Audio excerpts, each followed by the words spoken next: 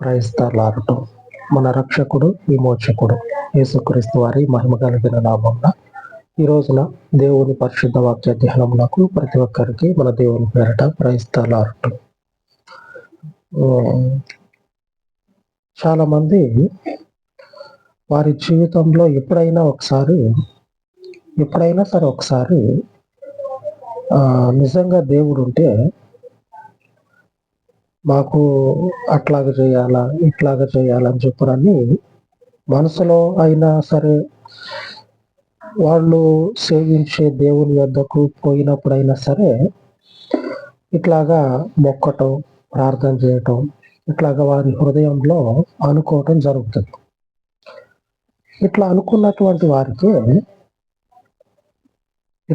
వారికే యేసు దేవుడు మీకు మంచిగా చేస్తాడు, స్వస్థత కలుగజేస్తాడు, మీకున్న సమస్యలు తీరుస్తాడు అని వాక్యం ఎదురైనప్పుడు ఆలోచనలో పడాలి. ఎందుకంటే నేను అనుకున్న మాట వచ్చింది, నిజంగానే జరుగుతుందేమో, నేను అనుకున్నది ఇదేనేమో, నేను బాగుపడాలని అనుకున్నా, అదే నా దగ్గరకు వచ్చింది అని ఇట్లాగా అనుకొని దేవునిని వెంబడించటం, ఆయనని కలిగి ఉండటం చేస్తే వారి జీవితాలు దీవెనకరంగా మార్చబడతాయి.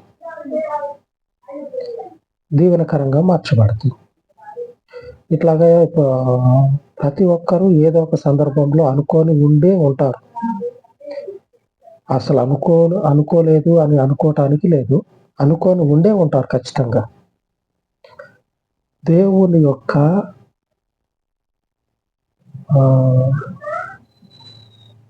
ఉద్దేశము, దేవుడు ఆశించింది ఇదే మనుషుల జీవితాల్లో. దేవుడు ఇది జరగాలని ఆశించే దేవుని యొక్క ఆ ఉద్దేశాన్ని మన మధ్యలో ఆయా పరిస్థితులను బట్టి జరిగిస్తూ ఉంటాడు. ఆయా పరిస్థితులు మనకు ఎదురైనప్పుడు ఇది దేవుందేనేమో, మనం అనుకున్నాం కదా, మన ఎద్దకే వచ్చింది, మనకేమన్నా మేలు జరుగుతుందేమో అనుకొని ఆయనను వెంబడించినట్లయితే దేవుంది కదా, మేలు జరుగుతుంది, రక్షణ కలుగుతుంది. సరిగ్గా ఇటువంటి సంఘటనే వెనుక జరిగింది, ఇప్పుడు యేసు ప్రభు వారి ద్వారా మనకు జరుగుతూ ఉంది. ఆ వెనుక జరిగినటువంటి సంఘటన ఒకసారి జ్ఞాపకం చేసుకుందాం. మొదటి సమూయేలు గ్రంథము 10వ అధ్యాయము 1వ వచనం. అప్పుడు సమూయేలు తైలపు బుడ్డి పట్టుకొని సౌలు తల మీద తైలము పోసి అతను ముద్దు పెట్టుకొని, యెహోవా నిన్ను అభిషేకించి తన స్వాస్థ్యము మీద అధిపతిగా నియమించి ఉన్నాడు అని చెప్పి ఇలాగ సెలవిచ్చును.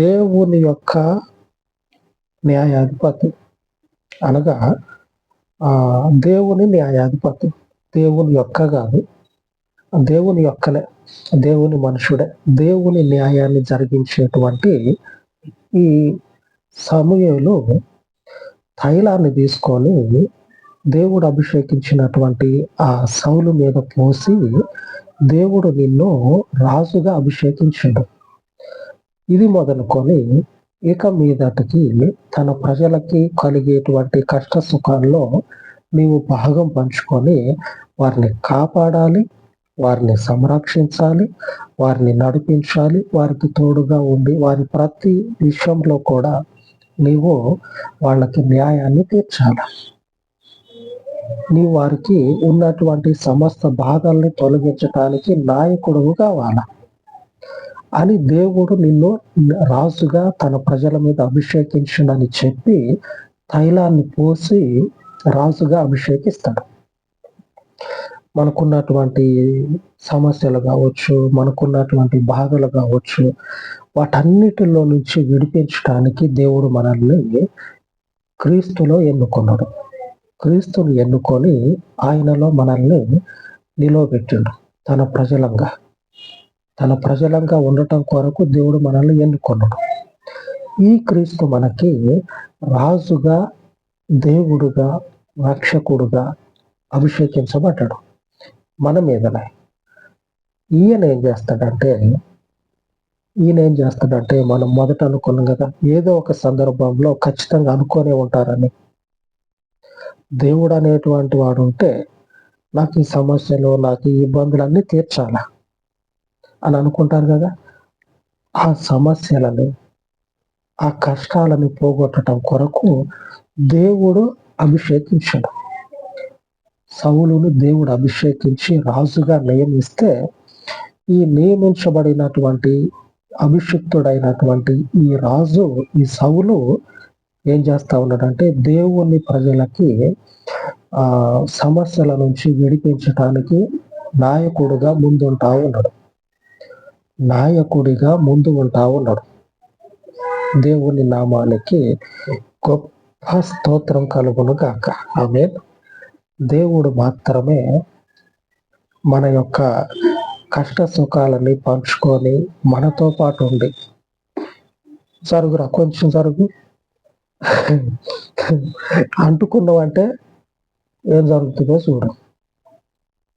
స్కూల్లో ఏం చేసేదంటే కాలుకు తగలొద్దు. కాలుకు కొంచెం తగిలినా సరే ఫ్యాక్ట్ మనీ ఈపు మీద కొట్టేది. ఎందుకంటే పడదు కదా. స్కూల్లో చిన్నపిల్లల ఆటలు ఇట్లే ఉంటాయి కదా. ఆ కాళ్ళు కొంచెం తగిలినా సరే వాడు వేసుకున్నటువంటి ఆ నిక్కర కూడా తగలొద్దు. అట్లాగా ఉండేది. దేవుడు మనుషులని దూరం పెట్టకుండా మన కష్ట సుఖాలలో భాగంగా ఉండి మన స్థితిగతులన్నిటినీ ఎరిగిన దేవుడు ఏం చేస్తా ఉన్నాడంటే ఒక రాజును అభిషేకించి నువ్వు వీళ్ళందరికీ నాయకుడుగా ఉండవు. వాళ్ళకి కష్టం వచ్చినా, కన్నీరు వచ్చినా, సంతోషం వచ్చినా, అలాగనే వారి జీవితాల్లో ఏది వచ్చినా సరే చివరికి వారి యొక్క జీవిత కాలం ముగింపు వరకు అన్నిటికీ నీ వారికి అండగా ఉండవు అని దేవుడు సౌలును అభిషేకిస్తా ఉన్నాడు. దేవుని ప్రజలని పరిపాలించమని దేవుని మనుషులని అభిషేకించి దేవుని ప్రజల మధ్యలో నిలువబెట్టి తన ప్రజలని, అనగా క్రీస్తుని ఆశ్రయించినటువంటి వారందరికీ కూడా దేవుడు ఏం చేస్తా ఉన్నాడంటే రక్షణ మార్గాన్ని, స్వస్థత కలిగే విధంగా వారికి ఏర్పాటు చేస్తా ఉన్నాడు. మనందరి జీవితాల్లోనికి ఆయన ఇమ్మానుయేలు దేవుడు అంటే మనకి తోడని అర్థం. మనకి ఎడవని కాదు, అవి మనకి అంటుకోకుండా కాదు, మనకి తోడు అని అర్థం. ఆయన మనతో పాటు ఉంటాడు, మనతో పాటు జీవిస్తాడు, మనతో పాటు మన చివరి గడియ వరకు ఆలోచన చెప్పి నడిపిస్తాడు. మన చివరి గడియ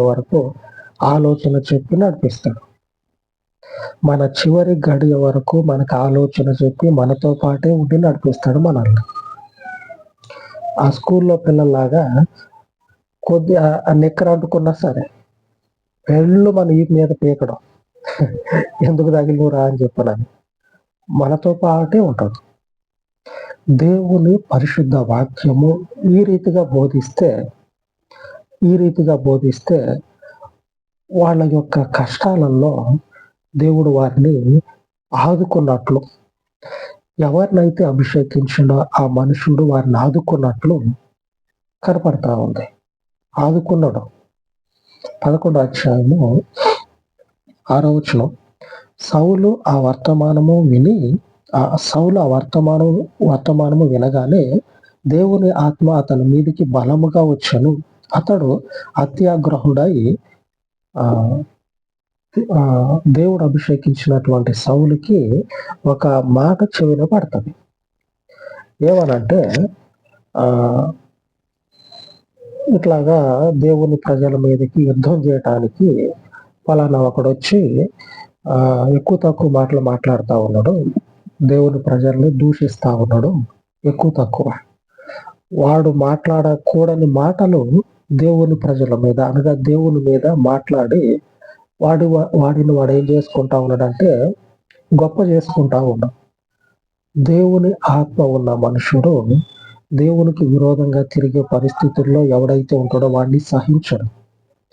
దేవుని ఆత్మ ఉన్నటువంటి సౌలు అత్యాగ్రహుడై ఈడెవడు దేవుని ప్రజలని తోలనాడి కించపరిచి హేళన చేసి మాట్లాడుతూ ఉన్నాడు, ఈడెవడు అని చెప్పనని ఆ మాట వినగానే కోపం తెచ్చుకొని రోషంతో నిలబడి యుద్ధానికి పోయి ఆ ప్రజలని భయభ్రాంతులకి గురి చేసినటువంటి వాడి యొక్క అహంకారాన్ని అణిచేస్తాడు.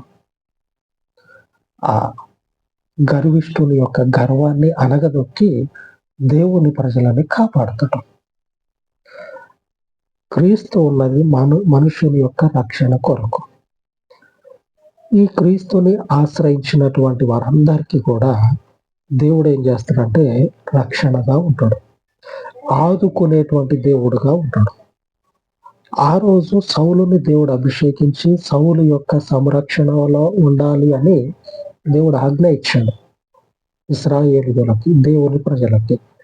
ఈ రోజున సకల గోత్రాల మనుషులకి దేవుడు సెలవిస్తా ఉన్నాడు, మీరు బాగుపడాలి అంటే, మీ జీవితంలో మీకు శాంతి అనేది దొరకాలంటే ఈ రక్షకుడిని దేవుడు అభిషేకించినటువంటి ఈ క్రీస్తుని మీరు ఆశ్రయించక తప్పదు.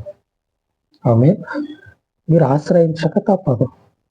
మీరు ఒకానొక సమయంలో మీరు హృదయంలో అనుకున్నదే, దేవుడు అనేవాడు ఉంటే నాకు ఈ కష్టాలని తీసేయాలని. మరి దేవుడే క్రీస్తుని అభిషేకించడు మనుషులకి విమోచకుడిగా, రక్షించే దేవుడుగా. మరి ఆ రక్షకుడు నీ వద్దకు వచ్చినప్పుడు ఇది నేను అనుకోలే, ఇది నాకు సంబంధం లేదని అనుకొని అట్లా పొరపాటు పడితే రక్షణ ఎక్కడి నుంచి వస్తుంది?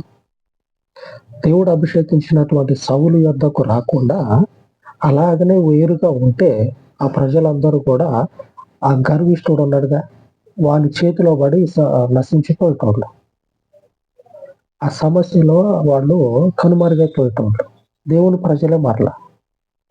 మనుషులకి రక్షకుడు ఎవరంటే క్రీస్తు. ఆ క్రీస్తు యొద్దకు రావాలని దేవుడు ఆయనను అభిషేకించుడు. దేవుని వాక్యము సెలవిస్తా ఉంది, మనల్ని దేవుడు బాగు చేస్తాడట. ఎలాగ బాగు చేస్తాడంటే కీర్తనల గ్రంథము 107:20 ఆయన తన వాక్కును పంపి వారిని బాగు చేశాను. దేవుడు ఏం చేస్తాడంటే తన వాక్యాన్ని పంపించి వాళ్ళని బాగు చేస్తాడు. ఎవరినంటే క్రీస్తుని ఆశ్రయించిన వారిని, సౌలు యొద్దకు చేర్చబడిన వారిని, సౌలును ఆశ్రయించినటువంటి వారిని. అవును, సౌలు దేవుడు అభిషేకించాడు, దేవుని యొక్క ఆత్మ సౌలు మీద ఉన్నది. మనము సౌలు యొద్దకు చేరినట్లయితే దేవుడు మనకు రక్షణ ఇస్తాడు. క్రీస్తు యొక్క అడుగు జాడల్లో మనం ఉన్నట్లయితే మనకి శాంతి దొరుకుతుంది. మనం అనుకున్నాం కదా ఒకప్పుడు, ఆ దేవుడు ఈయనే ఆయన తన వాక్యాన్ని పంపించి మనల్ని బాగు చేస్తా ఉన్నాడు. ఆ బాగు చేసేటువంటి దేవుని యొద్ద మనము నిలిచి